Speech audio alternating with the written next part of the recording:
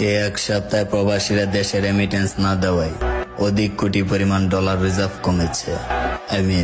অর্থনীতি ডাউন হয়েছে। গত ৩-৪ দিন ধরে দেশে যোগাযোগ বন্ধ রয়েছে। যাই হোক, সব সময় ন্যায়ের পক্ষে কথা বলতে হবে। হোক না যুদ্ধ প্রবাস থেকে, ইনশাল্লাহ বিজয় আমাদেরই হবে।